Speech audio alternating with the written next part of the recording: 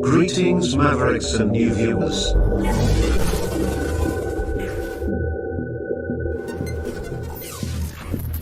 Tonight, direct and live from the Maverick News Network World Studios. This is Maverick News with Rick Walker.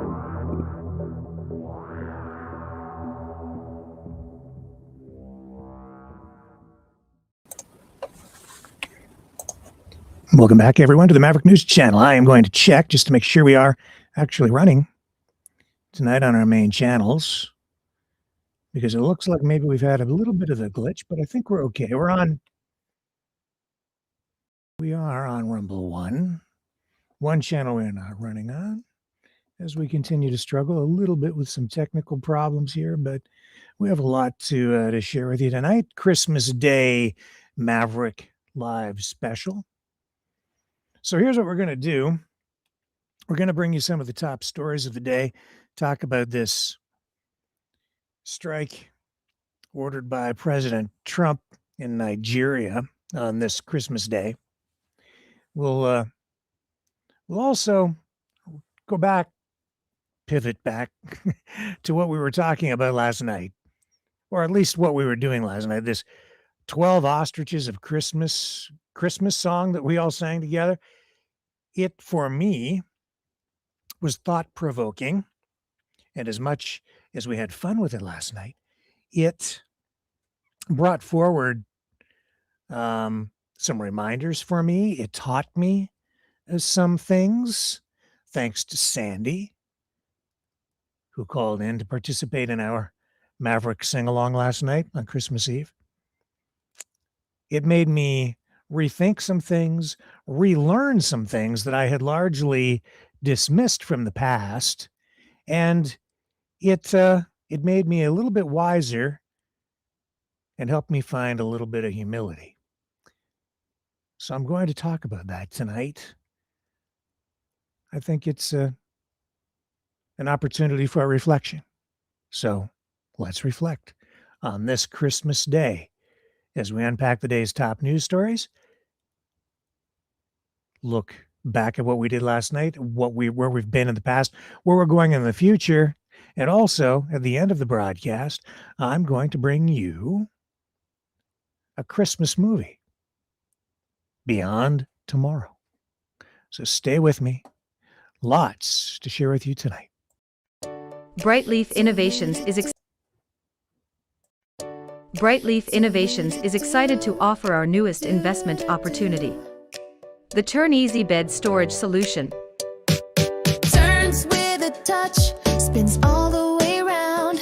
Every little thing you need is easy to be found. No more clutter, no more mess on the floor. Just spin it, reach it, you don't search anymore.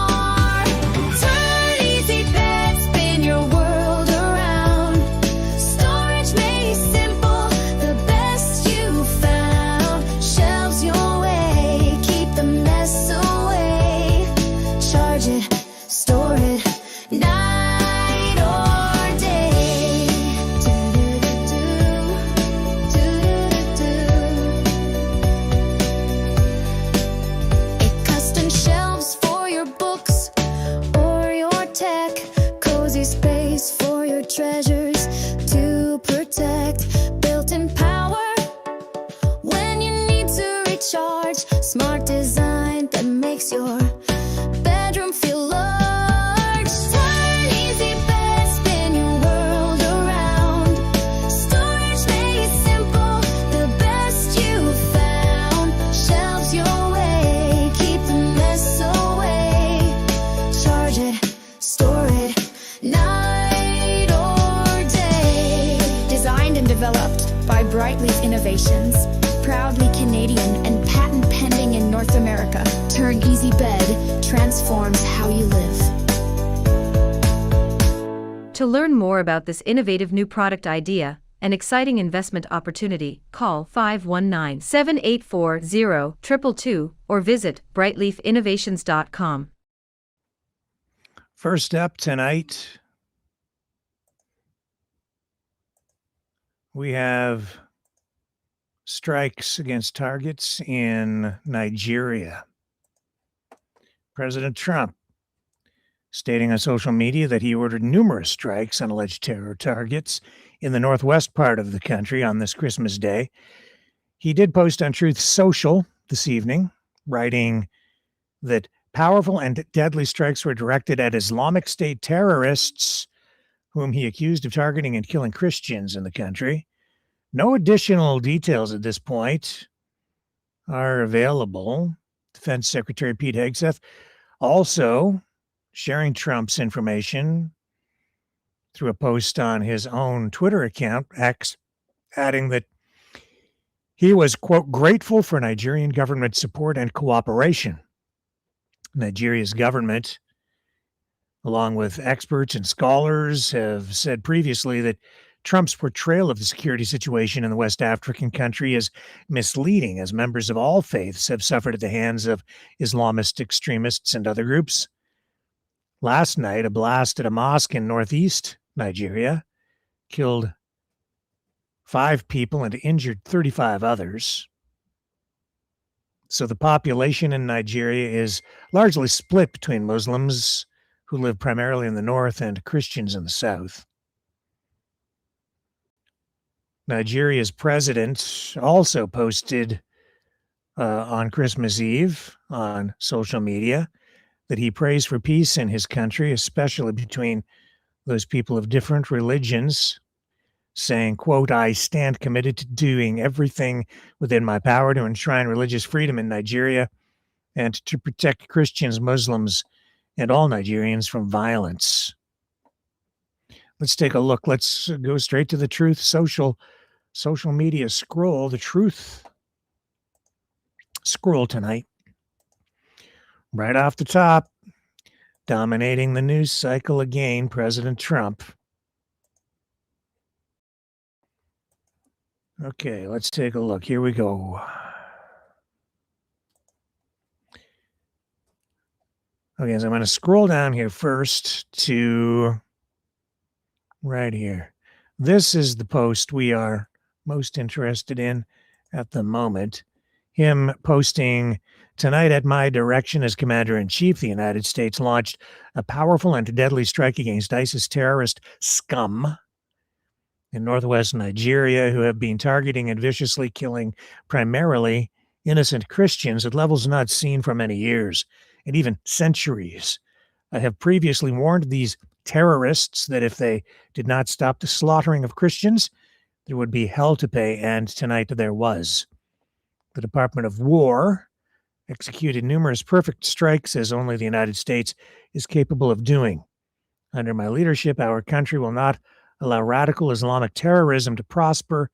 May God bless our military, and Merry Christmas to all, including the dead terrorists, of which there will be many more if their slaughter of Christians continues.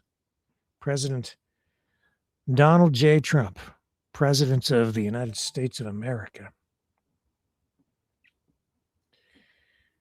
Checking incoming messages for news tips.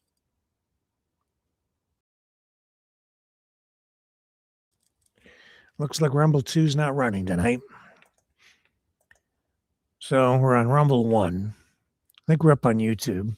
When we go to the movie, we will be forced to dump off YouTube. So if you're not watching on Rumble 1, our main Rumble channel, please flip over to that and you'll be able to continue with the broadcast over there tonight. This Christmas Day special, marked by, most significantly, this strike in Nigeria. Also tonight, we're going to bring you the address, Christmas Day address from King Charles, who called for compassion on this Christmas Day.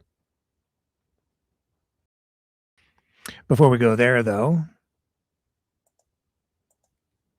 Jimmy Kimmel's still a thorn in President Trump's side. He was asked to come up with an alternative Christmas message for Britain. And so over on Channel 4 in Britain, that's exactly what he did. And he took aim, of course, at Donald Trump, warning about the rise of fascism in his alternative Christmas message. From a fascism perspective, he said, "This has been a really great year. Tyranny is booming over here." So the channel began a tradition of airing an alternative Christmas message in 93 as a counterpart to the British monarch's annual televised address to the nation. Channel 4 says the message is usually a thought-provoking and personal reflection pertinent to the events of the year. So I thought we would bring that to you tonight. We have it. For their alternative Christmas message. And who do you think is delivering this little gem? Well, it's none other than Jimmy Kimmel, the disgraced left-wing comedian yanked off American airwaves for spewing vile lies after the assassination of Charlie Kirk. Kimmel had the gall to claim the MAGA gang was scrambling to paint Kirk's killer as anything but one of their own, desperate to milk the tragedy for political points. Well, the truth? The murderer was a far-left trans activist, not a MAGA supporter. Kimmel's reckless slander didn't just divide Americans, it misled them. And now, Channel 4, in its infinite wisdom, has invited this peddler of division to lecture British people on Christmas Day. Apparently, he hasn't done enough damage across the pond. This raises serious questions about Channel 4's moral compass, or lack thereof. This isn't a free speech martyr we're talking about here. Kimmel wasn't silenced by Trump's threats or some shadowy cabal. His own network pulled the plug on him for peddling egregious falsehoods. Yet Channel 4 is rolling out the red carpet for him. Another publicly funded broadcaster proving it's more interested in provocation than principle. Well, Kimmel might rant about fascism, but his establishment mind virus will not grasp the real rot. Britain is spiralling into a dystopian nightmare. We've outdone Putin's Russia with the West's highest number of free speech arrests. Hate marches chant for global intifada, a blatant call, in my opinion, to terrorism that's already fueled attacks on Jews across the West. Local elections? Well, they're being cancelled under flimsy reorganisation excuses. Jury trials and automatic appeals in magistrates' courts, they're on the chopping block too. And the BBC, another taxpayer-funded gem, has been caught doctoring clips of the United States president and skewing Gaza coverage. Labour's Home Office secretly demanded Apple hand over a backdoor to your encrypted iCloud data. And don't forget the government's blatant deception about the nation's finances. And today we also found that the Labour Party chair couldn't clearly deny that the Labour Party wouldn't suspend a general election. So when Kimmel takes the mic for his alternative Christmas message, he better call out the creeping fascism and authoritarianism choking Britain. But don't hold your breath. I won't be. Channel 4's likely banking on him sticking to the script and not exposing their complicity. But what do you really expect, from the broadcaster who let the president of Iran, a country ran by Islamist extremists, deliver an alternative Christmas message to? Quite the show. Two different perspectives. I was speaking to someone today about Christmas stuff, but then the conversation just took a little bit of a turn, and he said to me, we were talking about getting old, and he said, I grew up at a time, that we, well, he talked, like, say about my dad, right? His era was like, as he said to me, that generation was about having two cars in the driveway and 2.5 kids and the whole ball of wax that way.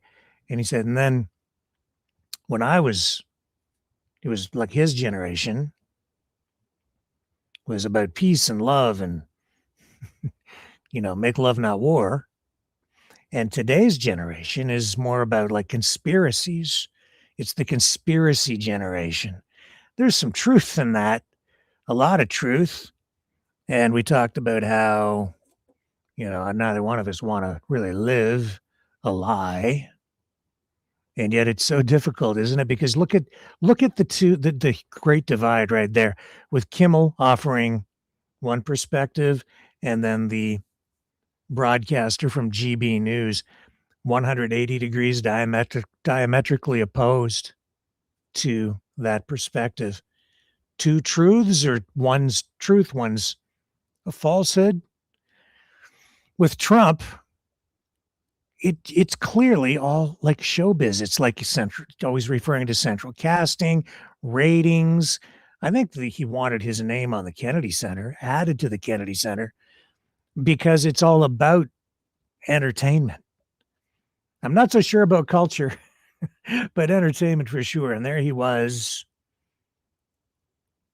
for the awards ceremony, speaking, and everything is a performance with him, including his administration. That's why you even have, so many people in his administration have been media personalities, including Pete Hegseth.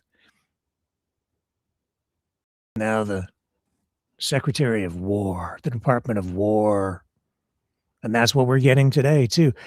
Not really much video out there, if any, of the actual strikes in Nigeria, but everything is performative. Everything is done to send some sort of like a symbolic message. And so today's strikes in Nigeria on Christmas Day, no mistake. The timing is intentional. It's because we're dealing with, whether you subscribe to what Kimmel said or the broadcaster from GB News or others who are out there calling the anti-Trump movement communist, calling Kimmel himself a commie, one way or another, it's all a show. And I'm not sure how real it all is, but we're going to dig into some of that too, because in a way, as much as things have changed from my dad's generation to my generation, generations in between, and today's conspiracy generation, if indeed that's what it is, this is nothing really all that new, because for political reasons, as we will show you in this broadcast, it's all fake.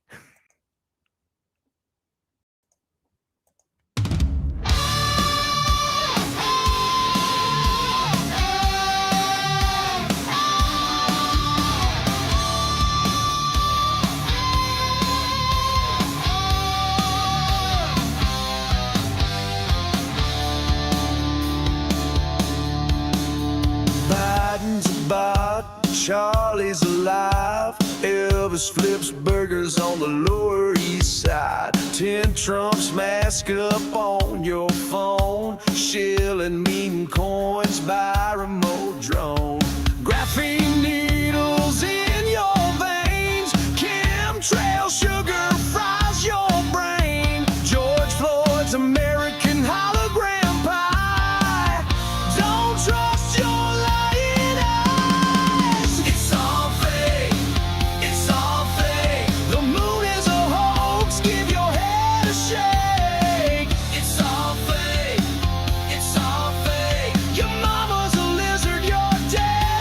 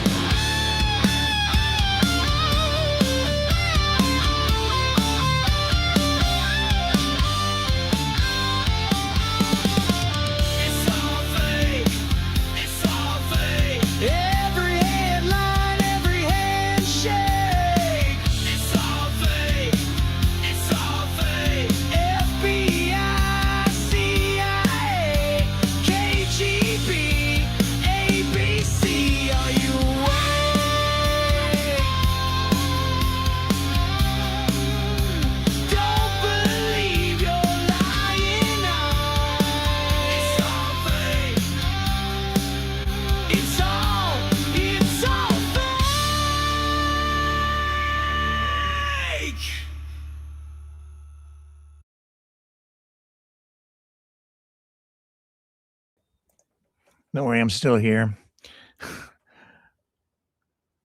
That tees up what we're going to talk about on the other side of it.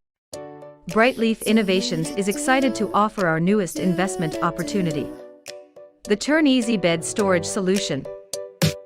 Turns with a touch, spins all the way around. Every little thing you need is easy to be found. No more clutter, no more mess on the floor. Just spin it, reach it, you don't search anymore. Turn easy bed, spin your world around. Storage made simple, the best you found. Shelves your way, keep the mess away. Charge it, store it, night or day.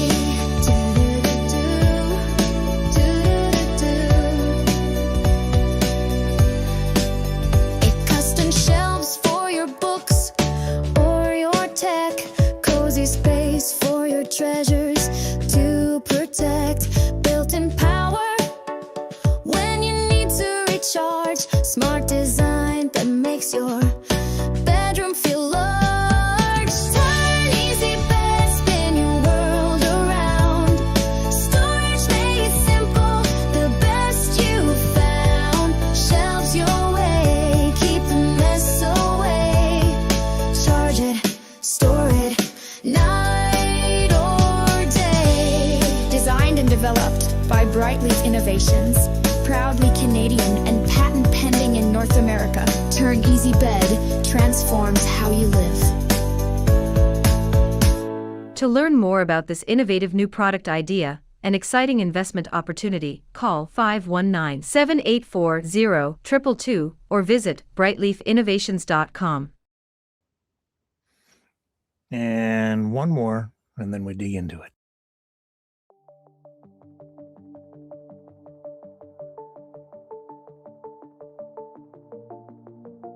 Greetings, brave Mavericks. Our quest for truth continues. We go beyond fake news. Together we expose propaganda.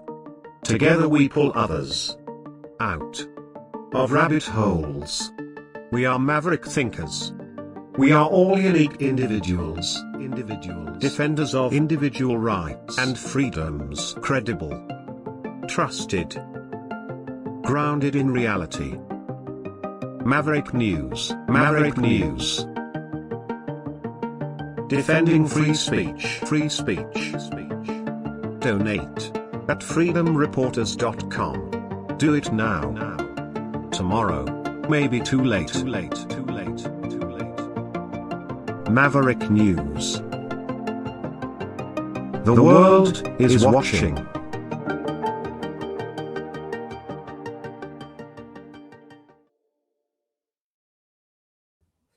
Okay, so last night we did the Christmas Eve version of the 12 Ostriches of Christmas. It was fun. And then Sandy called in to join. And what I want to do here is I want to rerun some of what we enjoyed last night, because there was a real lesson to be learned from the thing. It just seemed like harmless, good fun last night. But what Sandy did is she made me think. I mean, it was really thought-provoking. It made me revisit some things that I had just sort of dismissed in the past. And there's some real lessons to be shared here. So let me share this with you again. All right, we're just going to pick it up partway through the rendition of the 12 Ostriches of Christmas. All right, let's just rerun this. Here we go. Two turtles, And they're dead ostriches, in their and they grave fart, now. And an ostrich And an and a ostrich. bear, and an ostrich in a pear in a tree. rub tree. and a beer.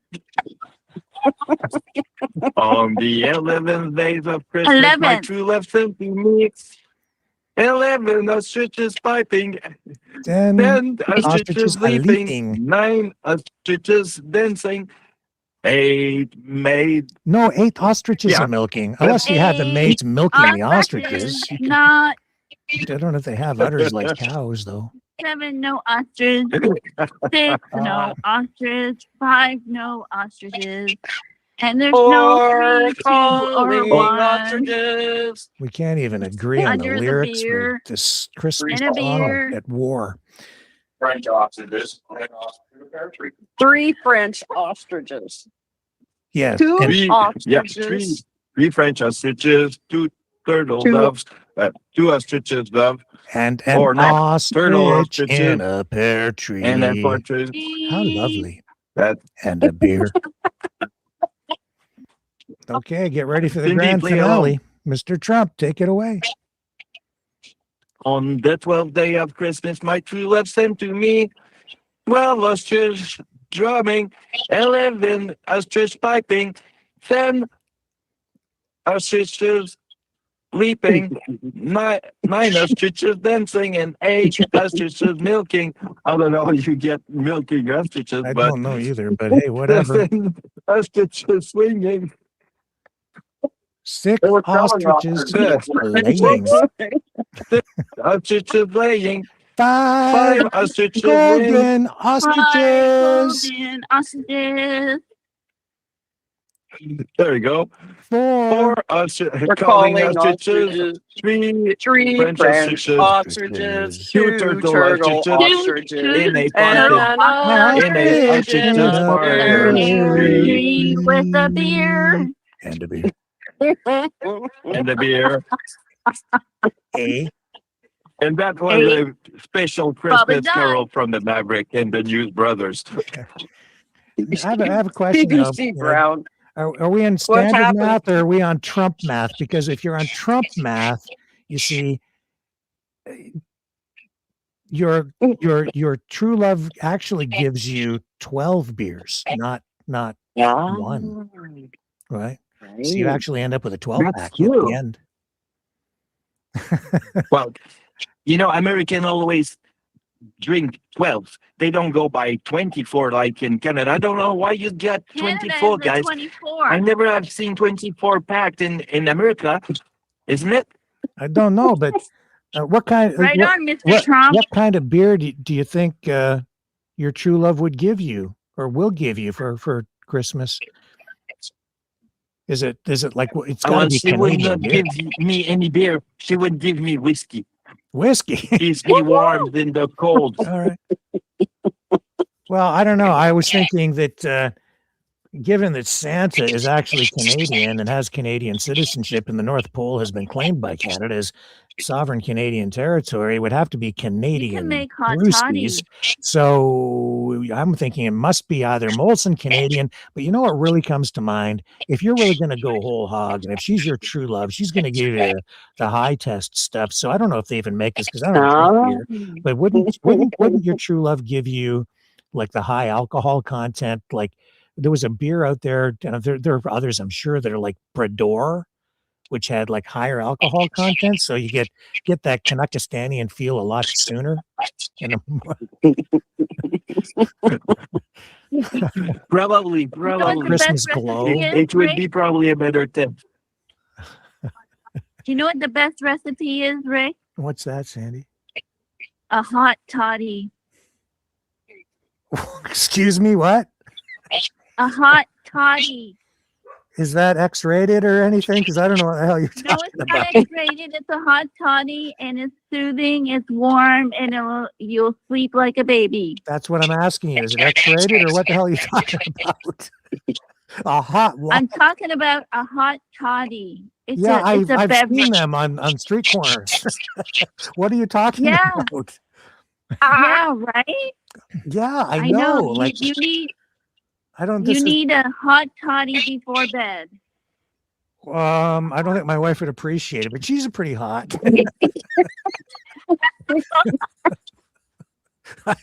Andy, I just you're just the best. A hot toddy. Am I missing something here? Am I just not cultured? What the hell what are you talking about?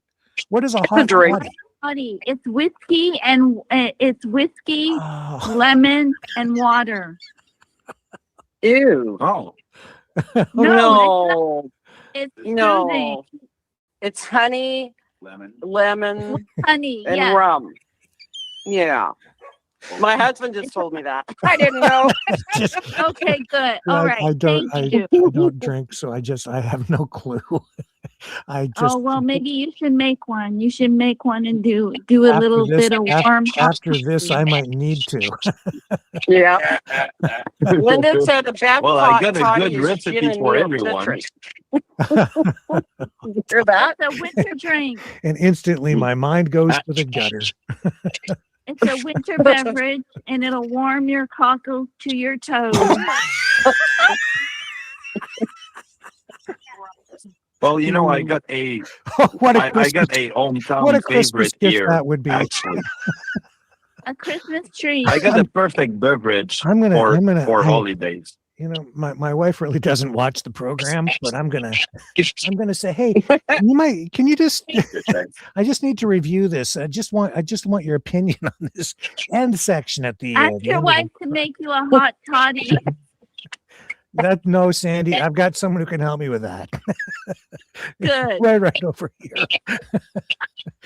Oh my God! And I'm really looking forward to having my cockles warmed.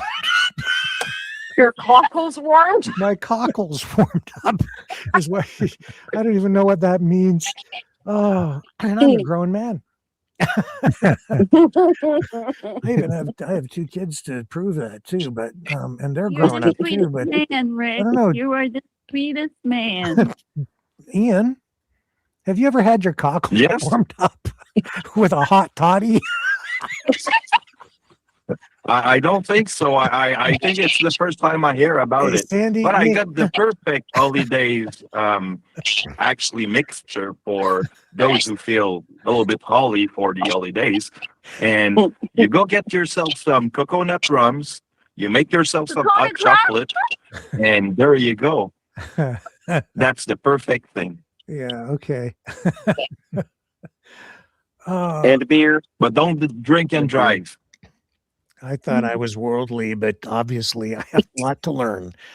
In fact, I do. I've led such a sheltered life. Yeah. Oh my God. Straight into That's the gutter this program It comes with the color of Mavericks. went. There's more to And it. a side of man, Maverick. Sorry, what, Sandy? What was that? A side of Maverick. Well, I don't know how we can possibly follow this up, but I do have something that I was going to end the program on tonight. As you know, we made up this Christmas album, and I've been sending it to people who donate to the program. And so if you donate, I'll send you the Christmas album. And one of the songs on the album is and it's related to all of this, and it ties right into the top story of the year. This is called Grandpa Got Run Over by an Ostrich. Okay.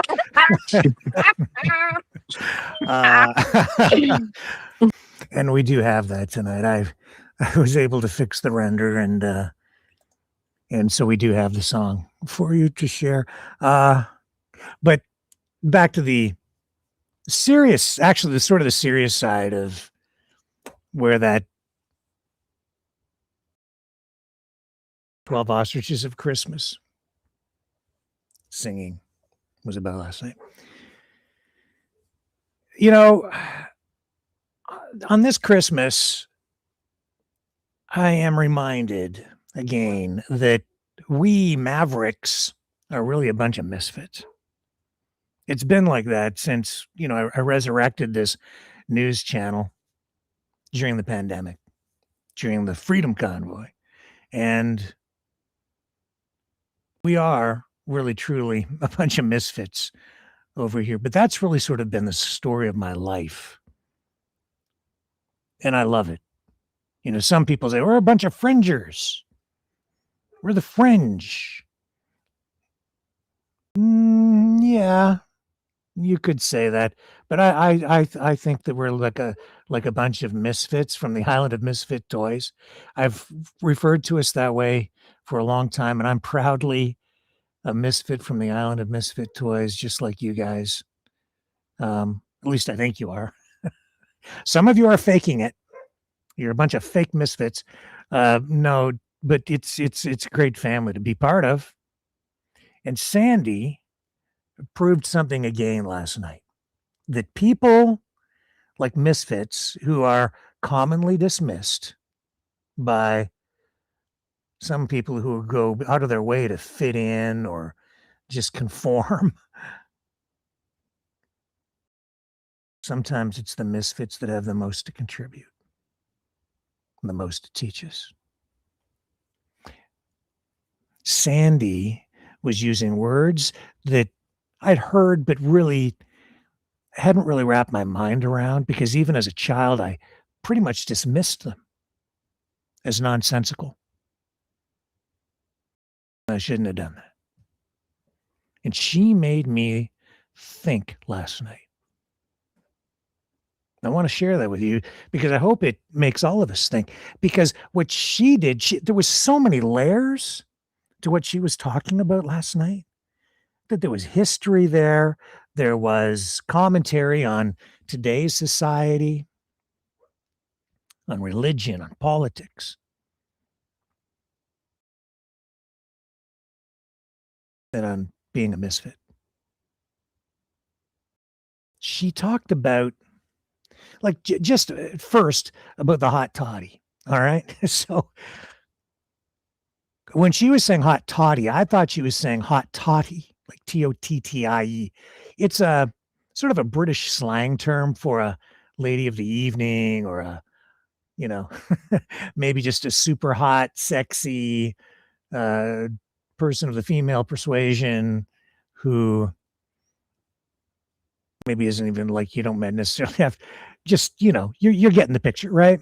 So you're just a hot toddy. It's a pejorative term. I think mostly on the British side, that a lot of people here probably haven't heard of, but that's what I was thinking of. But she was thinking of hot toddy, Todd, I think it's IE, which is this drink. I don't drink, so I'm not that familiar with it.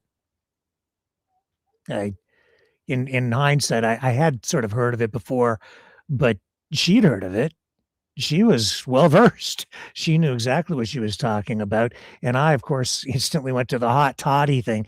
But that was okay, because it just really illustrated how a single word, even spelled a different way, sounding the same, can mean different things, and people instantly get different interpretations of things. And that ties right into this whole ostrich farm thing, where clearly through our coverage, we've shown that a lot of the activists out there were just straight up lying to us, to mislead, and to get us to respond emotionally for political and economic purposes, and whatever their objectives might be beyond that. But two completely, you have, like, actually more than one different perspectives, all these different perspectives, how people viewed what was going on out of that crazy ostrich farm. And it continues. And we have stories coming up on this in the days ahead, new ones, new information that I think will help shape your perspectives on it, I think, more accurately, and help get us all closer to the actual truth. Not, I have the truth. No, I have the truth. We'll give you a more rounded, balanced perspective on this in the days ahead. It deserves this story. And the reason it needs to be done is because they're not giving up out there. They continue their activism. They continue this campaign. They're continuing to try to generate donations.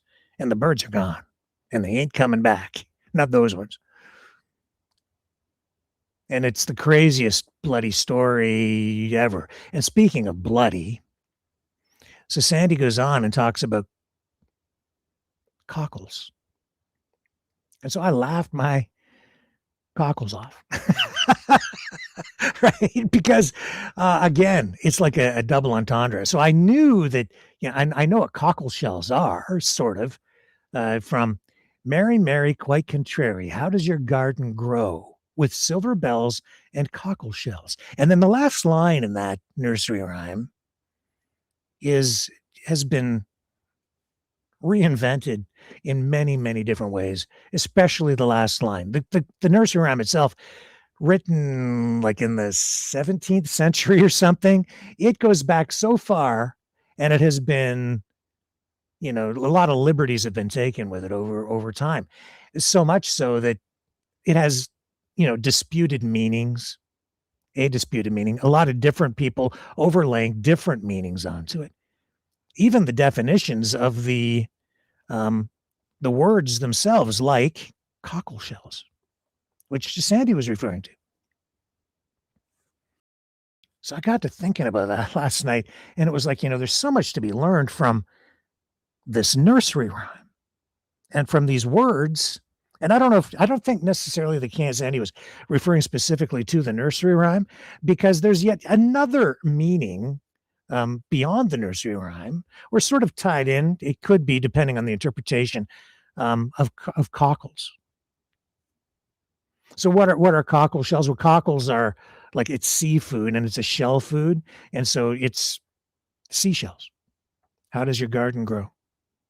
With silver bells and cockle shells. And the nursery rhyme, written in 16th century, referring to, well, then, like, so what does this nursery rhyme mean? As a child, I remember reciting it, even outside with friends, playing outside back in the day. I'm so old that we actually played outside because it was pre-video game era. And we would, recite things like that. And I remember doing that when I was really, really, really small, never really knowing what the hell it meant. And that's I think, perhaps the most popular interpretation of Mary, Mary, quite contrary, is that it doesn't really mean anything. It's just this nonsensical nursery rhyme. But when you learn more about it, and I had to go back and last night and early this morning, because I was thinking about it at like 3 a.m, 4 a.m. Next thing you know, it's 7 a.m, because I'm reviewing this nursery rhyme. Thank you, Sandy, for making me do that. Because I learned a lot. So much. And it reminded me of some other stuff I'm going to share with you tonight, too.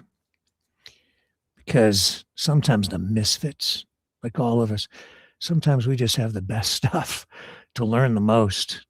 And there's, more intelligence and wisdom in here than anybody realizes, because that's the thing about Sandy. Is she sends me emails sometimes. She'll even, she does phone me from time to time, as a number of you do. We have conversations. And sometimes she blows me away with the depth of her knowledge. So surprising. I really, really appreciate her. So yeah, the silver bells, cockle shells. So it all refers back to this nursery rhyme, right? And Mary the First Queen. So,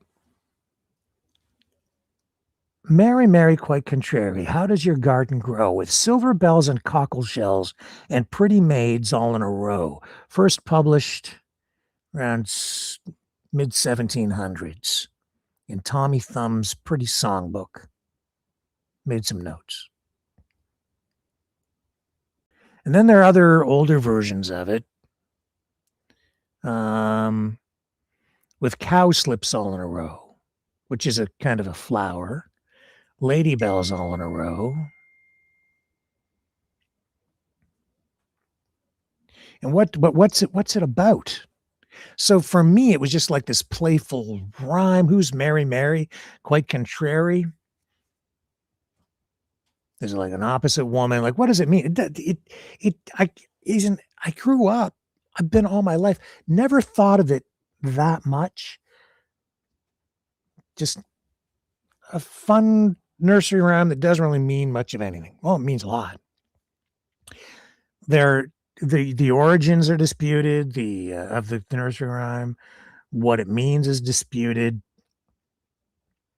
So what's it mean? Well, I guess the most controversial interpretation is it goes all the way back to Queen Mary I of England, or Bloody Mary.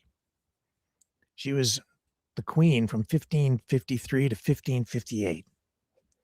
And she was the daughter of Henry VIII. I'm Henry VIII, I am. You know, all these pop culture references to all this history. A lot of us never get past that. But man, in this time of division, and tonight with President Trump launching attacks against Islamic terrorists, as he characterizes them, in Nigeria, who are targeting and killing, he says, slaughtering Christians. Man, does this bring back memories? Not so much memories, but lessons from the past. So what does this mean? Quite contrary. Queen Mary I, her policies went against her father's and brother's Protestant changes.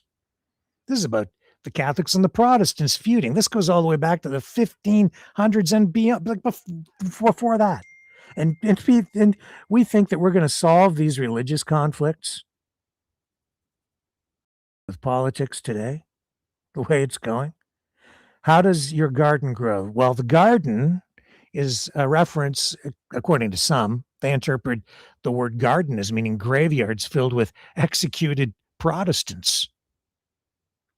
Because Mary I, she publicly executed several hundred Protestants during her reign in an effort to wipe out the religion.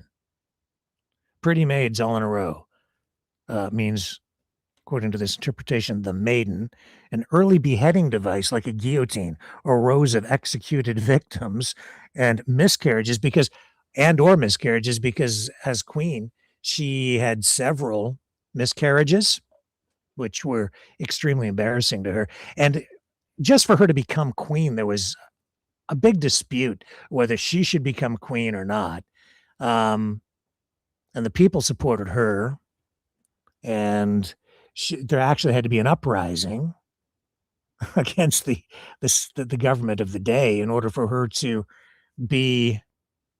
become queen, because her father wanted, he sort of disavowed her because she was a woman, and he needed a male to become king, he thought. Anyway, so through this uprising, she became queen. The people supported her, and she actually was, in her own way, one of the original feminists, because she proved that a woman could effectively rule. Anyway, so, but there's all this blood and conflict and violence and religious violence steeped in everything dealing with this nursery rhyme. And the silver, here's the thing. Now, some people also think it's like it has to do with Mary Queen of Scots. So there are various interpretations, but the cockle shells, it's not just seafood. Through these interpretations, there are some who think that the cockle shells are a reference to genital torture devices that were affixed to the genitals of predominantly Protestants, and then pressure applied as a form of torture. And the silver bells, I mean, it's Christmas, so I'm thinking, silver bells, Santa smells, right? No, they think it's a reference to thumb screws, which is like another form of torture. See, like, there's just all these layers. You can interpret these things in so many different ways. So again, you can have you can be looking at one thing or even reading the words to something, and yet different people getting a completely different take on these things.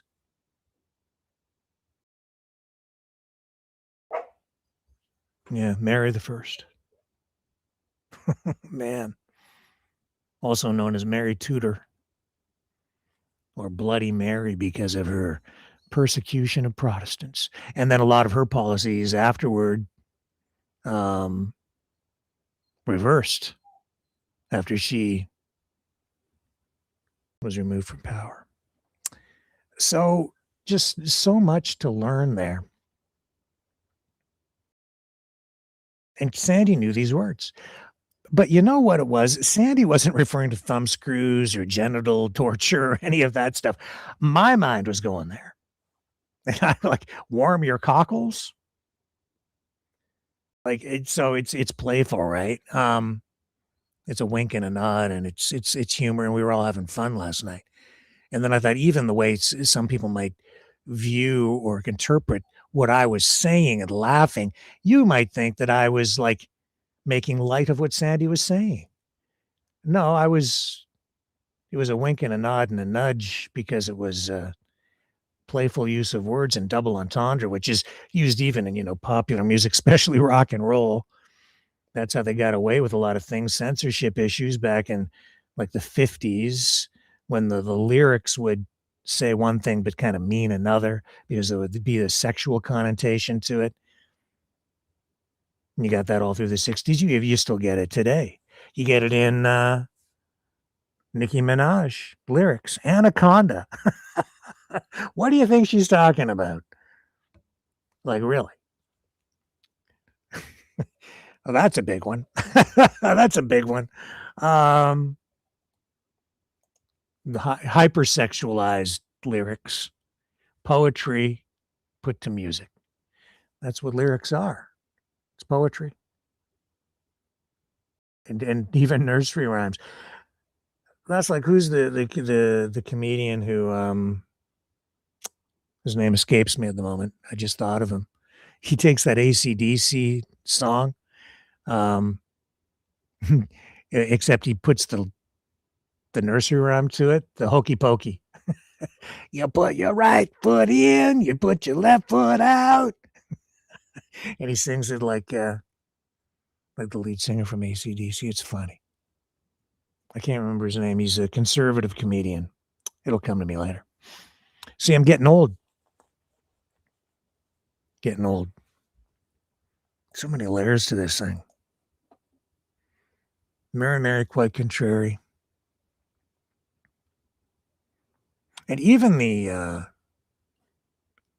over time, there was an illustrator, William Wallace Denslow, who he was like an artist who did the illustrations in England in the early 1900s for a lot of the nursery rhymes, like the big nursery rhymes, including Mary, quite contrary. And then he had a kind of a falling out with his partner. He was I just stumbled across this stuff, really. He was like a newspaper cartoonist who, of course, was making social statements of the time, working for various newspapers, and he was collaborating with author L. Frank Baum, illustrating classics like after the Wonderful Wizard of Oz, Father Goose. This guy made like a living doing this stuff. And that just led me to him again, different interpretations and the way his work was viewed. One person can look at it and get something completely different. And it was interesting too, though, because he became involved in the Wizard of Oz illustrations. in around 1900.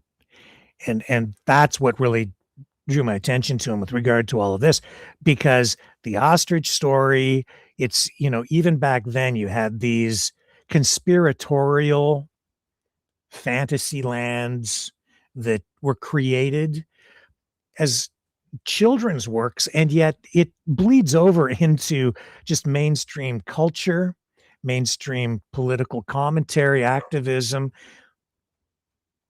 and even the way we perceive reality. Because it's stories like The Wizard of Oz, it's stories like, and nursery rhymes like Mary, Mary, quite contrary. A lot of these kids' nursery rhymes, fables, they're pretty psychedelic. I mean, you even look at kids' television shows, like for young kids. I swear to God, I've said before, I think that they're so whacked out. It's like they're coming from an alternative universe or something. And it's like the scripts, the whole concepts, the artwork, the costumes, everything. Sometimes I think it's all dreamt up by somebody having an acid trip. And this is what we subject our kids to. And then we grow up in this world, and no wonder people have a hard time getting a grasp on reality.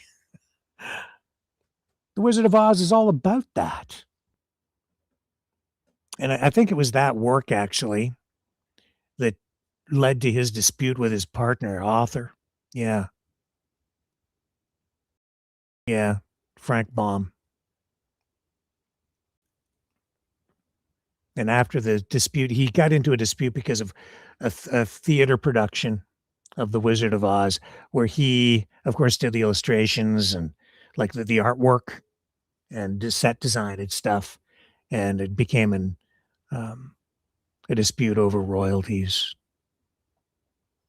and sharing the wealth. But there's a guy who helped shape our perception of fantasy versus reality. And The Wizard of Oz is really about pulling the curtain back, isn't it? To expose the wizard, to expose the truth behind the curtain. See how these things really start to tie together? And so you start pulling that curtain back and you're exposing, well, what's the government really doing? What's Donald Trump really doing? What's the truth behind the pandemic? What's the truth behind these ostriches? Pull that curtain back. What's the truth? Who is the wizard behind the curtain? And when you pull that curtain back, it's just a little guy who makes himself big, who lies perpetually and uses technology, a big speaker, amplified, a holographic projected image made to look big, bigger than life, because it isn't life. It's an illusion. That's what all of this stuff has been. It's just been a big show. Donald Trump pumping himself up, governments pumping themselves up, political activists pumping themselves up, lying, I guess, because they feel like anything they do is justified because they want change. And the disputes go on. Wars that have been raging in one form or another, at times cooling down, but never really ending, raging for thousands of years in some cases. And I'm going to end this war in a day, says Donald Trump, and then he doesn't. Can't, won't. I'm not even sure that World Wars I and II ever actually came to an end. It seems like it's just a continuation with brief pauses in between. And we talk about the new normal or getting back to normal. I'm thinking we just had a lucky for a while. We're just so lucky for a while because we were living with that peace dividend after World War II. Maybe we were living a lie. Maybe we've been living the lie. Maybe we just found ourselves in the eye of the storm for a while where it was calm.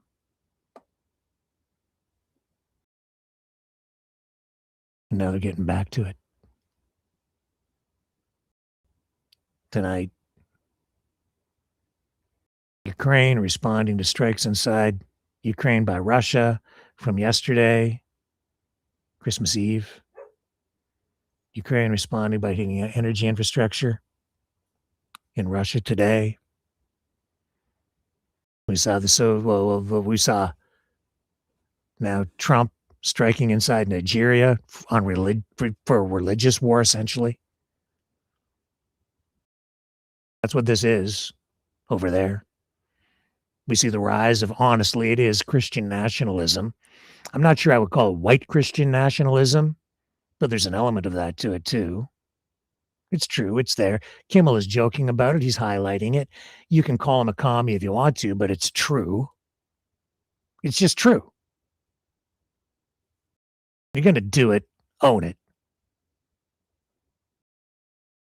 I frankly am getting tired of the charade, the masks,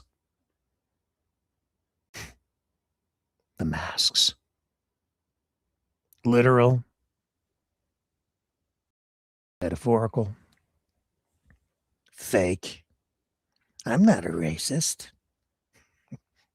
Kinda. A lot of hate out there all the way around. Racism all the way around. It's everywhere.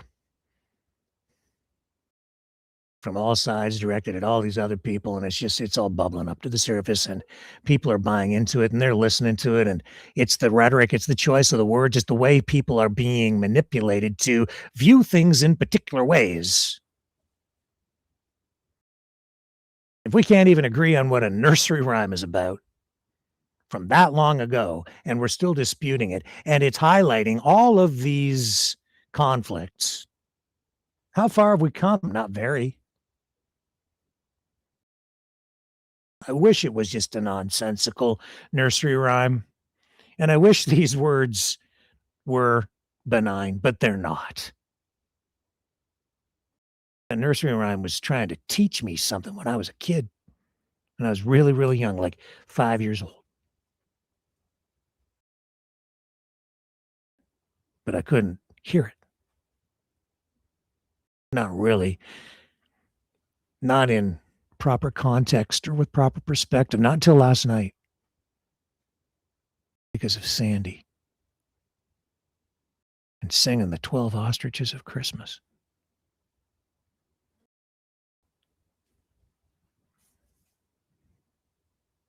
So much to learn. But it was still funny. It was still funny. And and that stupid story, it deserves that treatment, frankly. Because a lot of people have been hurt by that. What's been going on out there, they're still being hurt by it. We've all been damaged because of that stupid ostrich story on one level or another. It's never been about the ostriches. The culling of the ostriches. It was never about the birds. They're just collateral damage. They were collateral damage before we ever heard about them. Because of the way they were abused. They were always abused, those birds. In various ways. We were abused. We've been abused. It's sick. We were abused during the pandemic with the lockdowns, abused by governments, plural. I think we were abused by the guy in the White House right now. Conspiracy? Theory? Now there's empirical evidence to support that. He's still at it. Well, he blames others. Because they just turn that story on its head.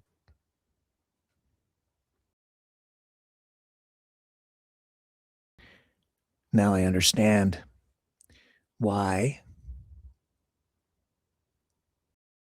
things happened the way they did in 1938. I understand how people are misled or forced or given no choice but to comply and participate in some of the most horrific things we've ever seen through history. And I'm beginning to understand why people just don't learn. Why we as a society, as a world, just don't learn. We keep going around and around in circles. Mary, Mary, quite contrary. How does your garden grow? With silver bells and cockle shells. Pretty maids all in a row.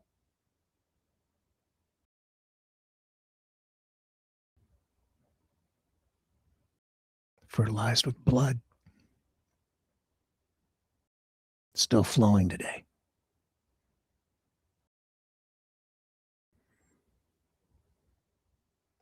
Sandy, Sandy. You're so dandy. You make my mind grow.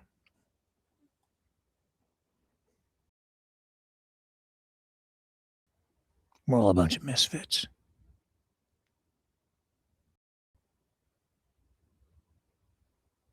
You know,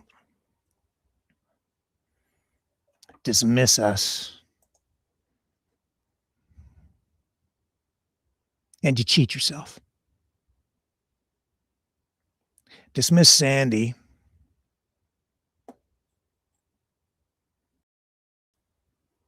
and you miss out.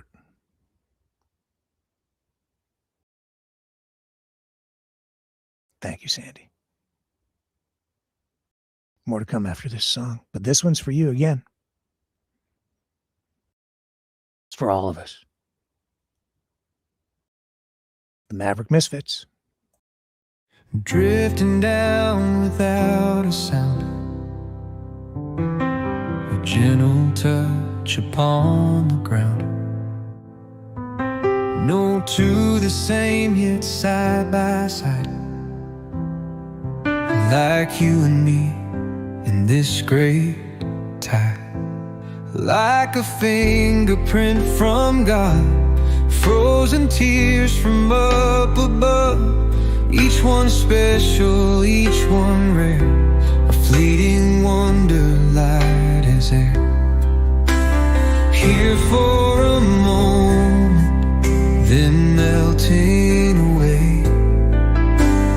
Gone in the sunlight, lost in the day. Taken for granted, so easy to miss. Like life itself, so fragile is this. A million fall, yet each stands true. A perfect shape, a different hue. Just like us, no two alike. A spark of life, a soul in flight.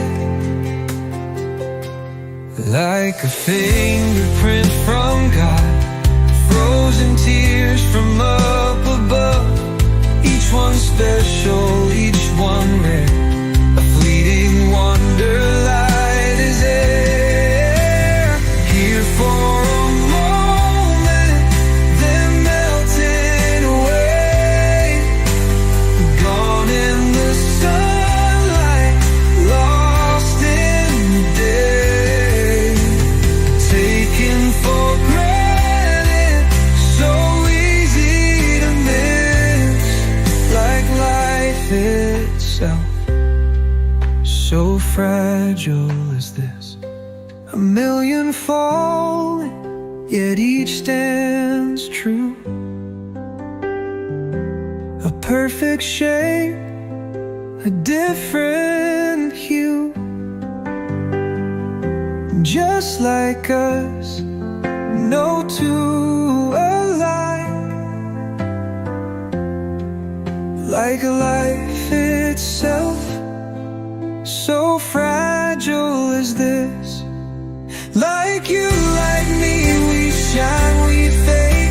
Yet every soul is beautifully made. A moment to love, a moment to stay. Before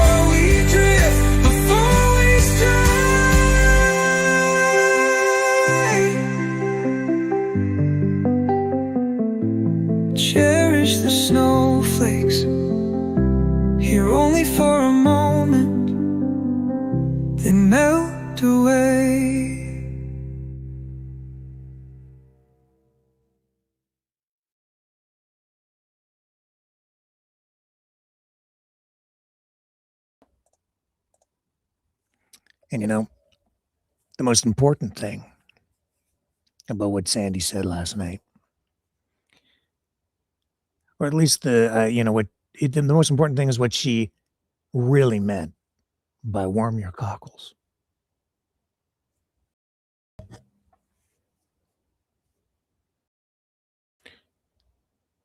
There's another definition. It's a reference to the valves in your heart. And so when it's an old saying, and so what Sandy was really saying was get yourself a hot toddy, a Toddie, I think is how you spell it, a hot drink, and warm your cockles, warm the valves of your heart, warm your heart. On Christmas Eve, now there's just a gesture of friendship. I think Sandy's one of the wisest people. I know. Now, of course, if you want to get really warm really fast, I was talking about Brador beer last night in that conversation / 12 Ostriches of Christmas sing-along. Man, we used to have sing-alongs when I was a kid. Family. My dad and my uncle used to play the mouth organs. Anyway, another memory. I hope you guys are making new ones this Christmas Day night.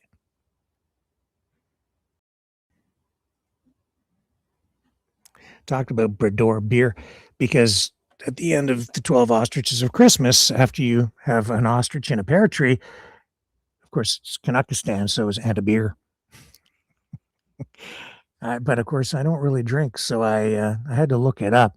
I knew about this beer which had like higher alcohol content, and I understand it's no longer normally produced. Molson produced this stuff. And now here it is here. So I pulled it up. Let me show you on screen.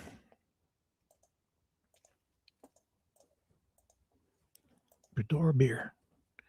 Right here. Oh yeah, it was a thing. I don't know if it was sold all across Canada or just in parts of Canada. Was it, if your true love wants to give you something for Christmas, don't you think they would give you the high test stuff? Brador was a popular Canadian malt liquor strong lager from Molson breweries known for its higher alcohol content, around 6 to 6.2% alcohol by volume, and distinctive gold-wrapped cap, offering a potent, crisp, and budget-friendly buzz in the 70s and 80s. Somebody giving me another definition of silver bells and cockle shells. Yeah, silver bells and cockle shells type of flower. Anyway, Brador, before it was eventually discontinued, though remains a nostalgic brew for many Canadians. I guess at times they still produce some and then bring it back as sort of a nostalgic brand. It was most popular in the 70s and 80s. Its legacy is known for getting you buzzed efficiently. High octane. I said high test, high octane. Its higher ABV made it a potent, cost-effective choice for getting a buzz. Molson Cachet, part of Molson's portfolio, it held a premium feel before the craft beer boom. So, just thought I'd share that with you. A little nostalgia. And there was another piece of nostalgia that came out of what Sandy brought to us last night for me personally. And it's just ties into my history of hanging out with Misfits. It brought back memories of a really smart guy that I met a long time ago, Roy McDonald, the mayor of Richmond Row, London, Ontario. I'd seen him around town since I'd been in high school. I told you guys many times that I used to go to the movies on Friday nights at the Repertory Cinema, sometimes Saturdays, but Fridays were the big night for me to go. The New Yorker Cinema. I'd go and watch art films and obscure films. eclectic stuff at the Repertory Cinema in London, Ontario. And I'd be downtown and I'd see Roy walking around there on Richmond Street as a high school kid, even before that, elementary school, but high school for sure. And then I got into college. Journalism is what I was studying, broadcast journalism there at the time. And I was the public affairs director for the student radio station. So we had to produce all these long-form documentaries and long-form interviews. And I decided I wanted to interview Roy McDonald because Roy was an eccentric fella. He would walk around town, long coat on, and sometimes his clothes are fixed with duct tape. But there was something about him. Most people just dismissed him as a vagrant or maybe a drug addict or alcoholic or a street person or whatever. But I knew there was something more to this guy because he was just different. He was very different. And so I thought about him and I learned a little bit about Roy. I didn't know a lot about, but I learned a little bit. This is now in the 80s. And I decided I wanted to interview Roy McDonald because, you know, you have kings and prime ministers and you have all these guys, you know, the big names, the celebrities, the personalities, even in the political world. And that's what everybody, all these live streamers, they want to do. They want to interview the big names. Not me. I was very much interested even in my days in J school and in telling the story of just regular, ordinary people, offbeat people struggling, the common man, and you know, the elite man too, but I was mostly interested in just the average person and a lot on people who are struggling in life or appear to be, or the eccentric types, there's even the artistic types and just the misfits. Because I thought that's where the interesting stories are. That's where the true impact on humanity is. These people with all the money and the power and all of that, you know, I want to learn about that guy with the duct tape on his clothes. I want to interview him. I found it far more interesting. Well, tonight, you know, King Charles is calling for compassion. So I'm going to run King Charles' address for you right now. And then I'm going to come back and I'm going to show you why there's so much to learn from people like Sandy in her own way, from people like you, and from people like my old friend, Roy McDonald. Poet, a writer, an eccentric, misfit. I don't know, maybe even King Charles is a misfit in his own way. Certainly not common. Uncommon. Here's the king. No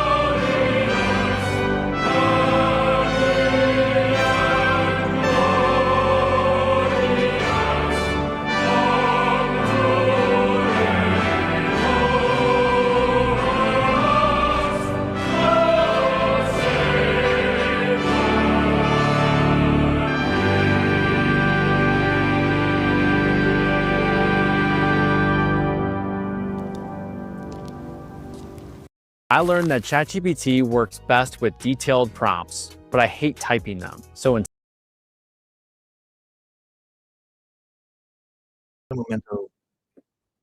One moment. Hang on, here we go.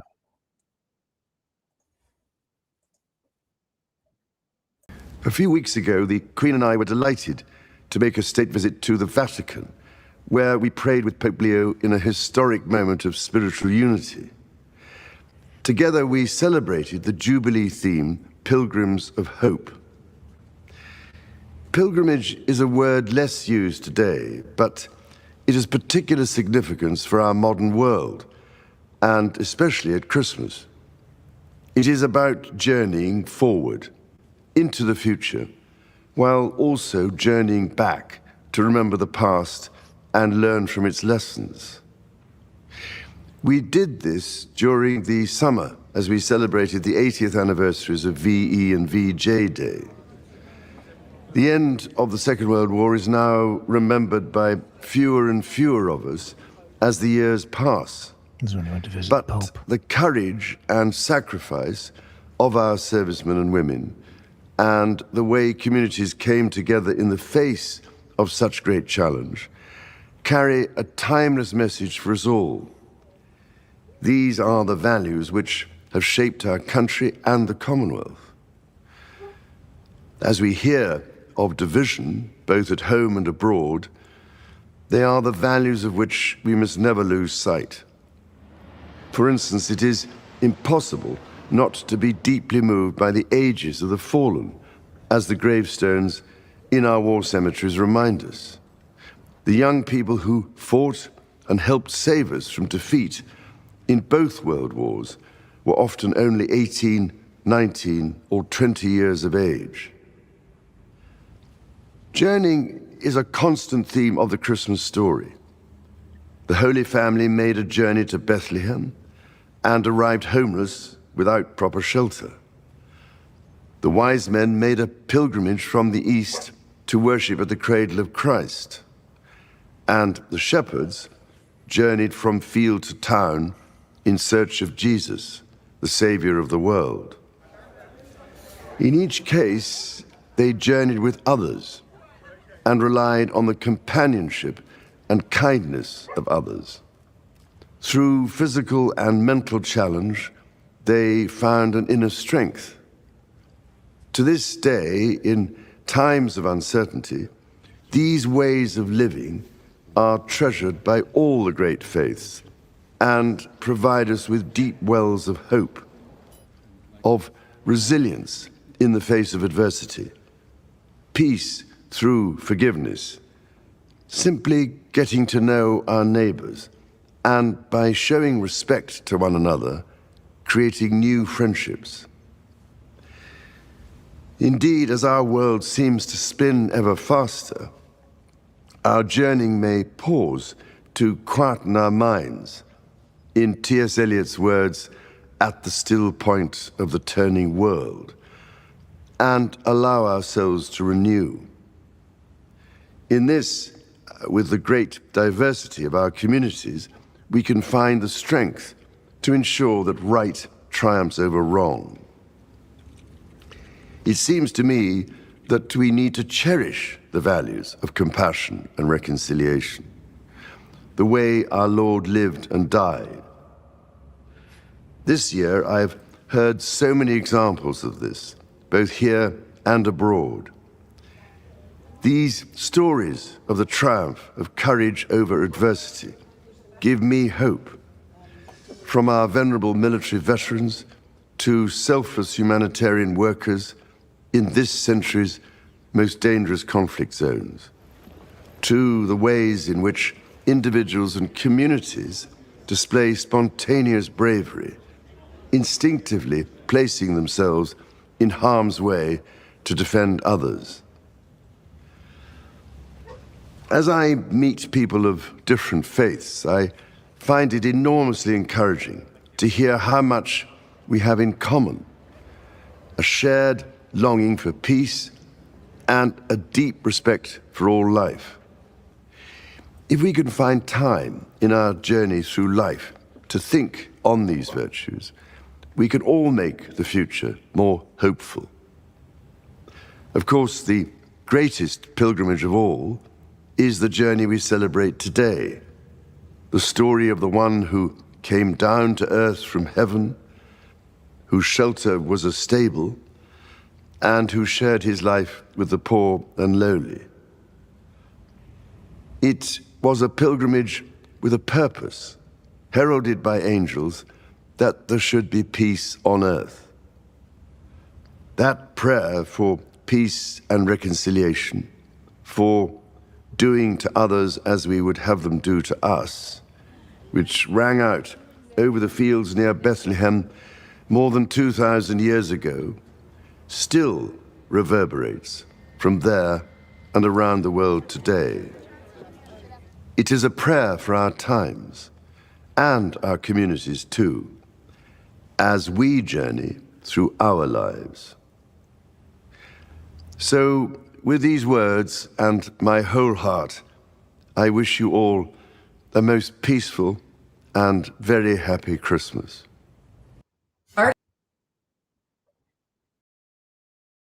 King Charles.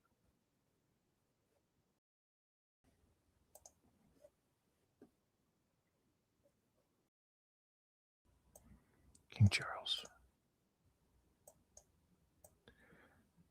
Okay, let's take a little break. Come back and I'll tell you why or how Ron O'Donnell taught me a lot, just like Sandy did last night.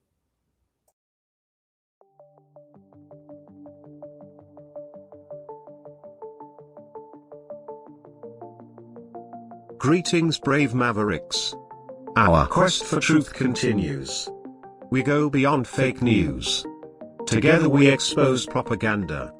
Together we pull others out of rabbit holes. We are maverick thinkers. We are all unique individuals, defenders of individual rights and freedoms, credible, trusted, grounded in reality. Maverick News, Maverick News. Defending free speech, free speech. Donate at freedomreporters.com. Do it now. Tomorrow may be too late. Maverick News. The world is watching.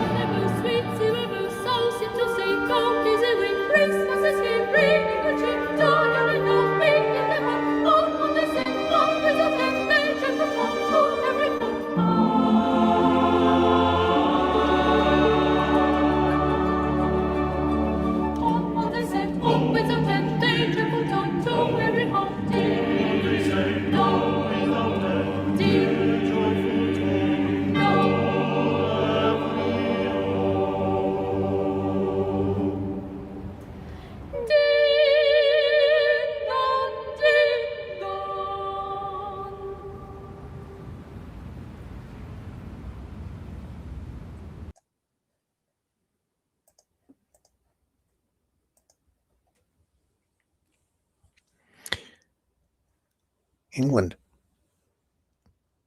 Canada is still kind of tied to England. Oh, that triggers some people. Not so much me.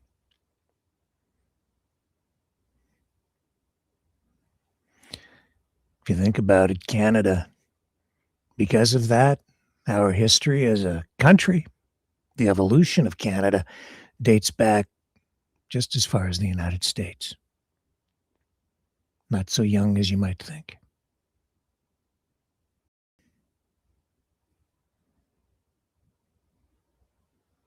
I'm getting old. I've been alive for like a third of the existence of the actual sovereign state of Canada. That's pretty freaking old. I've learned a lot.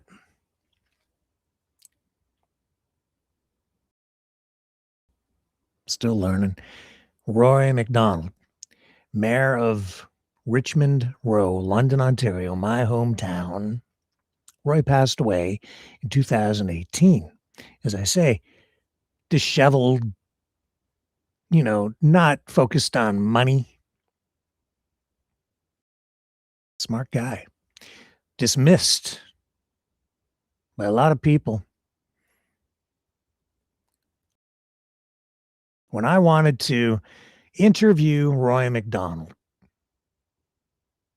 when I was the public affairs director at the student radio station, when I wanted to do this like long form thing with him, I was going around, I was telling him, I'm going to interview Roy MacDonald. I have to find him. I don't know how to get a hold of him. I had to figure that out. And I remember that the reaction from the program coordinator, some of the other journalism profs, they were kind of disinterested, dismissive of it. Like it was no big deal. Like, who cares? Because Roy wasn't a king. He wasn't even the mayor really of anything, right? They weren't really calling him the mayor of Richmond Row. Richmond Street downtown is where he was often seen. And so it was like, oh, who cares, right? I cared. I thought this is a big deal. And I started pumping it up with all of my classmates. I'm like, I'm going to interview this guy. This is going to be the best interview probably of the year. So as much as he was being dismissed, Roy MacDonald, I finally figured out how to get a hold of him. So I reached out to him and he agreed to come in. And I was like, holy crap, he's going to do it. So he came down to the college, to the studio. And man, when he came in, the reactions from all the other young people there, students, people at the student radio station, was mixed. Some of them were like in awe because this guy comes in and he grew this long beard, gray. He looked like a Santa Claus, a skinny Santa Claus.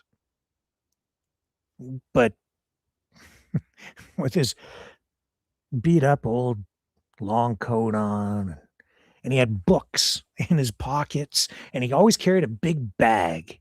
So you think he's a bag person, right? But in his bag, it was packed with books and stuff that he'd been writing. That's what he carried around everywhere. It was like this giant bag. It was weighed as much as like a bag of bricks, heavy. So he comes into the studio and we start this interview. And what an incredible interview. Man, I wish I still had it today. I don't, because it was done on reel-to-reel tape at the time, which I learned how to edit audio, reel-to-reel tape, by like literally cutting the tape with a razor blade and using splicing tape. I was good at it.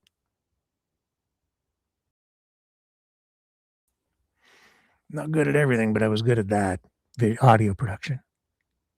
With tape, mixing boards, sound effects, making sound effects. Anyway, Roy came in. It wasn't about fake stuff, man. It was about real life. And we talked, and he taught me so much in a short period of time. And he pulled out of his bag a thing he called a poetry. I was like, oh, A poetry? Yeah. And he brings it out, and it's like this poem that he'd written, but the words were written in a way so that it created the picture of a Christmas tree on a piece of paper. And he gave it to me. I wish I had that today.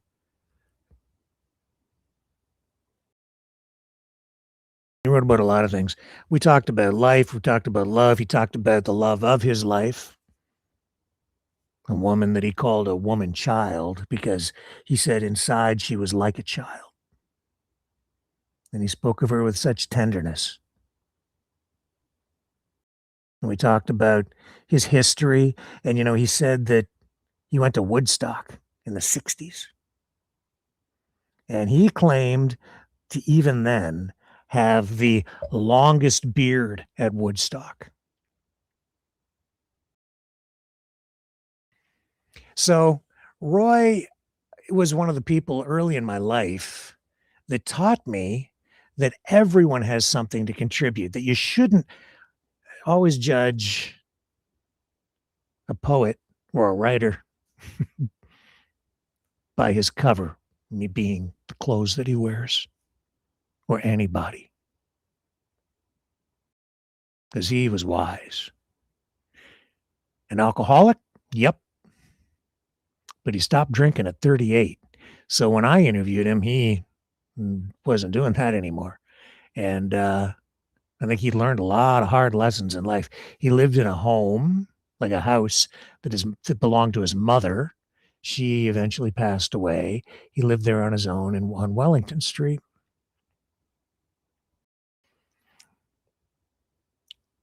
After I interviewed him, he became more and more and more well-known in the community.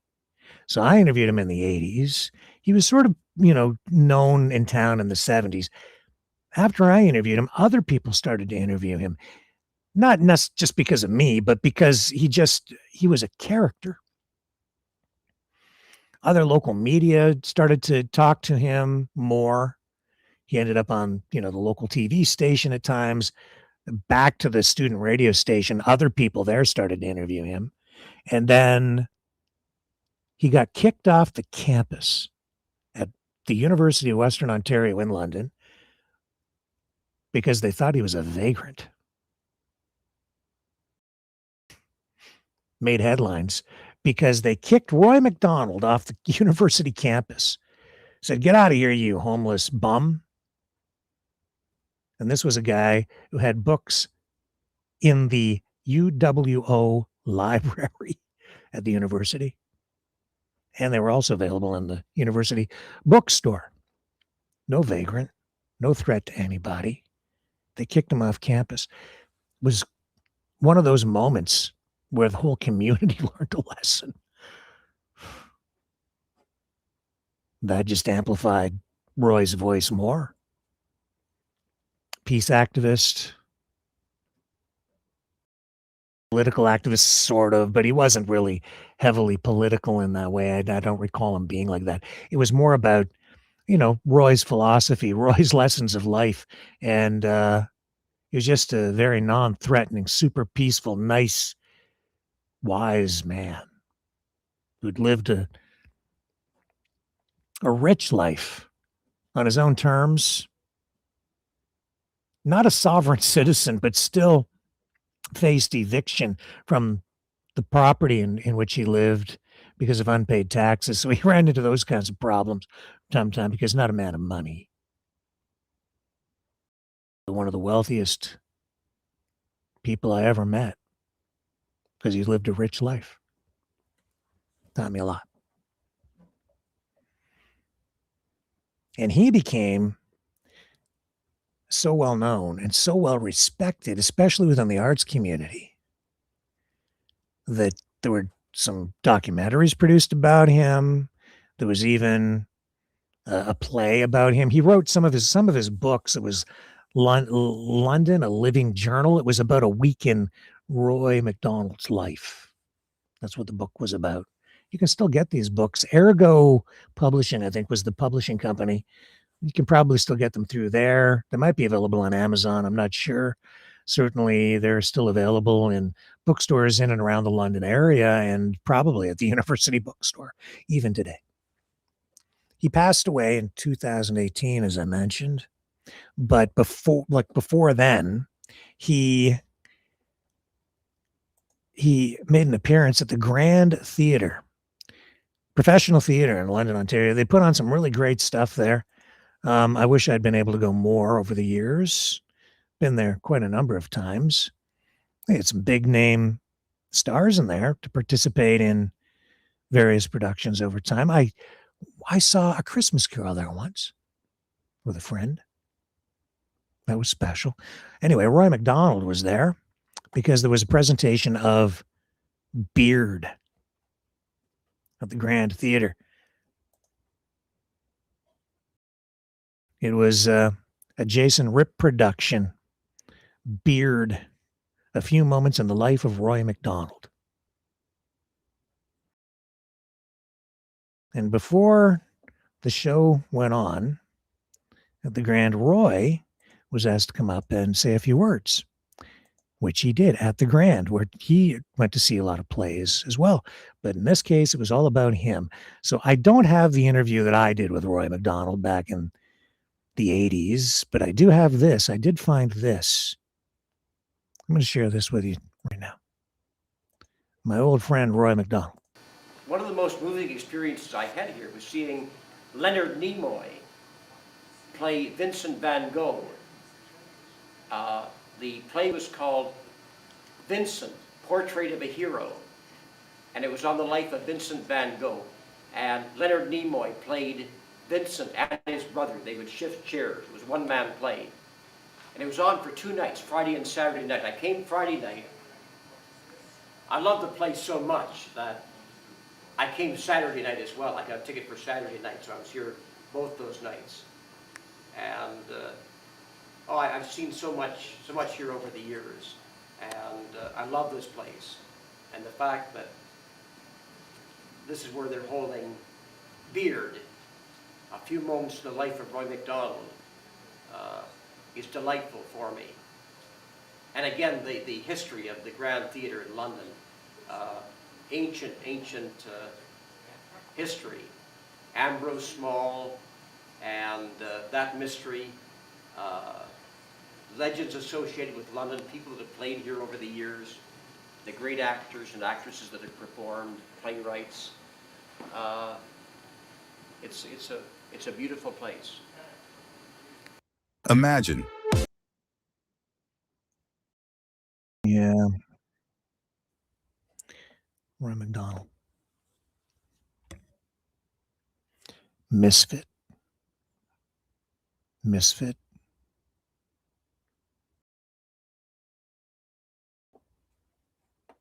Who taught me a lot.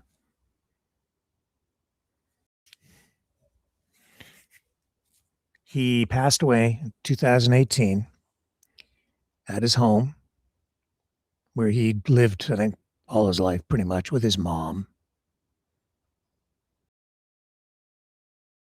And people began to notice that they hadn't been seeing Roy around. We don't know exactly when he died, what day, because people just started to miss him. Where's Roy? Where's Roy? Finally, police went by just for a wellness check, and they found him at his home where he had passed away, and he'd been there for a while alone.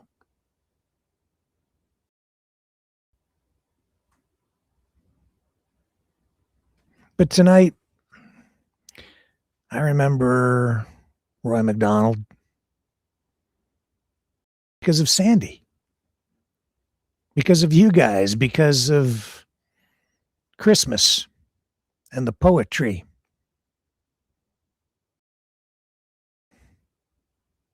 And I remember how Roy warmed my cockles. Just like Sandy, just like you guys.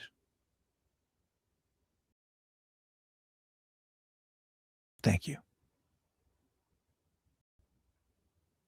Be right back.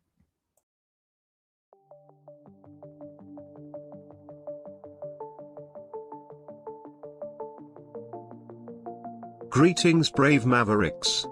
Our quest for truth continues. We go beyond fake news. Together we expose propaganda. Together we pull others out of rabbit holes. We are maverick thinkers.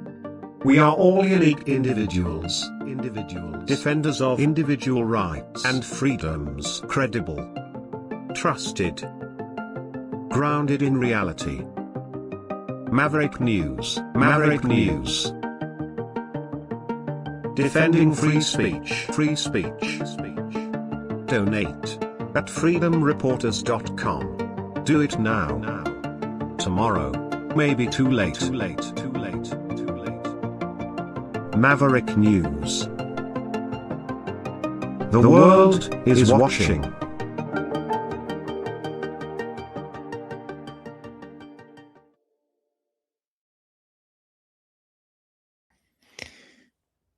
So we got more ostrich stuff coming up in the days ahead. I'm really sorry about that. But not sorry because it has to be done. Yeah, last night I promised to run. Grandpa got run over by an ostrich. But it didn't render up properly and it was anticlimactic. And I'm so sorry for that. But I have it tonight. That crazy ostrich story. If you don't know what I'm talking about because you've had your head stuck in the sand, I don't know how you missed it. It's the story of the year. A story steeped in lies. A story that people see in different ways, in very, very different ways. But there's also a humorous side to it. We're going to highlight that tonight. Talking about warming your cockles. We talked about Bredor beer. High test. Molson Bredor beer. Malt liquor. 6 to 6.5% alcohol by volume. An efficient buzz. Yeah. Well, I don't know if that's exactly what Grandpa was drinking when he got run over by an ostrich, but he was drinking something when he was going past the Bio Birdie pen. Here it is, as promised, closing things off. When we come back on the other side of this, we're going to get into tonight's Maverick Live Christmas Special and tonight's Christmas movie, Beyond Forever, also commonly referred to as Beyond Christmas, a movie that doesn't get nearly as much play as, White Christmas and, all the other classics like Rudolph's Shiny New Year, whatever, all these other ones. Bells of St. Mary's. But it's still a good flick. I think you're going to enjoy it. But before we get to that, as promised, Grandpa got run over by an ostrich. Maverick and the News Brothers.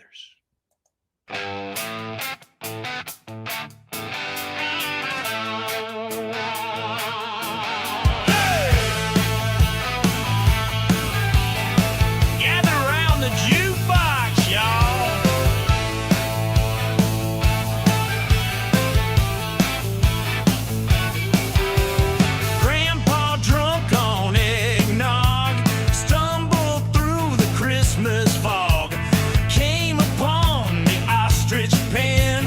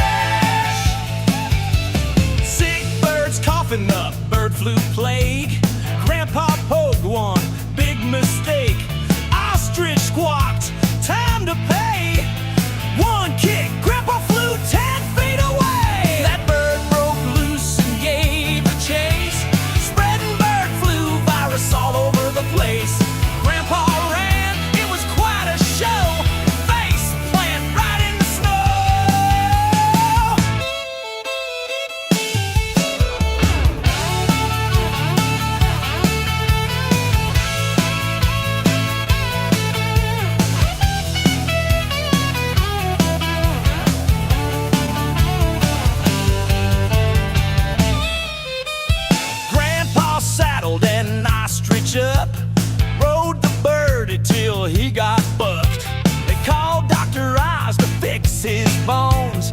Doc Eyes cried, leave them birds alone. Grandpa said, slow down, big bird, have no fear, I got a cure. No need for culling as a last resort. Just have yourself a Christmas snort. Grandpa got run over by an ostrich, walking home late Christmas Eve. Next year he's laying off the gin. Don't want to tangle with them bio birds again. He smashed.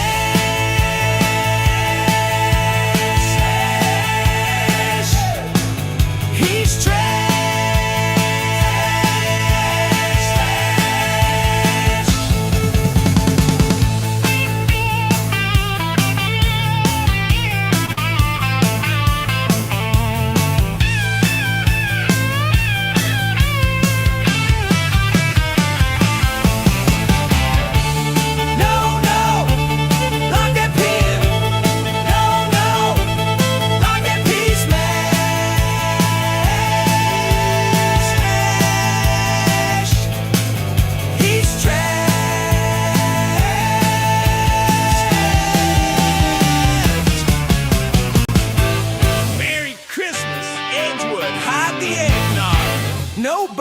Harmed in the making of this song.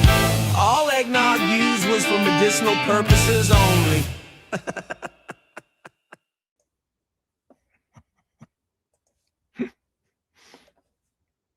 Okay, time for Maverick Midnight Matinee.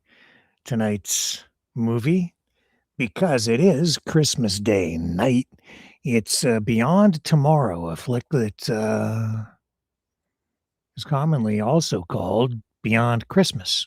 Oh, it's Christmas themed with the spirits and kind of a ghostly thing. A lot of that going on in these Christmas movies, you know, even A Christmas Carol. All about ghosts. When you think about it, it's a ghost story as much as a Christmas story. So sit back, get your popcorn, get ready. If you're on YouTube, you have to move over now to our main Rumble channel, because we can't run this on YouTube, so I have to dump off YouTube, but we'll be over in Rumble 1, Maverick News, Maverick Live. Time for Maverick Midnight Matinee. Here we go. It's showtime.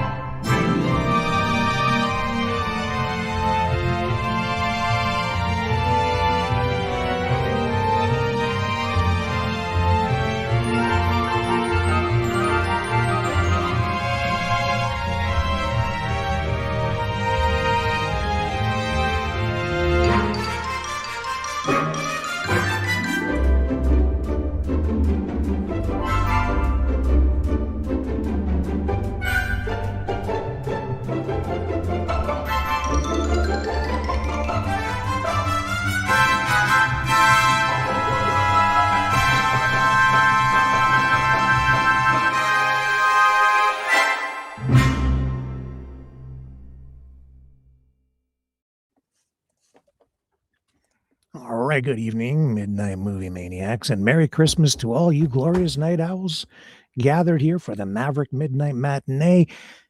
On this most magical of nights, December 25th, we are going to dive into a forgotten Hollywood gem from the 1940s tonight.